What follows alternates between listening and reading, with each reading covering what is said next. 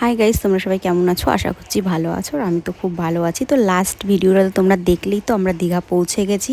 তো আমাদের একটু রুম খুঁজতে পেতে একটু অসুবিধা হয়েছিল, দেরি হয়েছিল। তো যাই হোক, তারপরে আমরা একটা হোটেল পাই, অত ভালো না, মোটামুটি। লাস্টে গিয়ে তোমাদের আমি দেখাবো খুনি।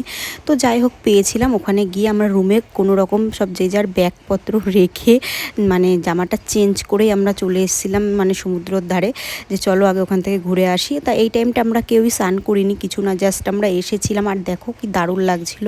তো এসে একটু ঘুরে ওখানটায় একটু হালকা পা ভিজিয়ে আমরা ওখান থেকে চলে আসি। কারণ আমার না খুব, মানে যেহেতু বাসে এসেছি জার্নি করে, প্রচণ্ড মাথা যন্ত্রণা করছিলো, শরীরটা ভাল লাগছিল না। আলাম এখন নামবো না। আর যেহেতু নামলে কিন্তু একবার উঠতে ইচ্ছা করে না। যারা এসেছো দীঘায়, পুরীতে, তারা তো জানো একবার মানে সমুদ্রে নামলে চট করে উঠতে ইচ্ছা করে না। আলাম চলো আগে একটু চা খাই, ওই জন্য চলে এলাম চায়ের দোকানে।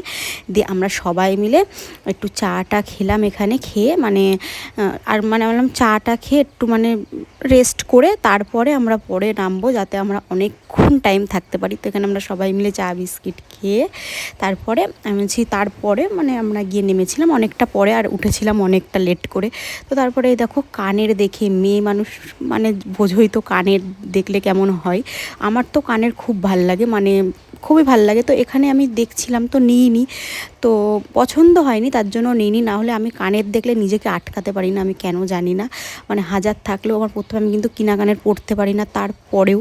তো যাই হোক, নিইনি, পছন্দ হয়নি। তারপরে এসেছিলাম এখানে একটু কচুরি তরকারি সবাই খেয়ে দিয়ে নেওয়া হলো, সবার খিদে পেয়ে গেছিলো হালকা পাতলা।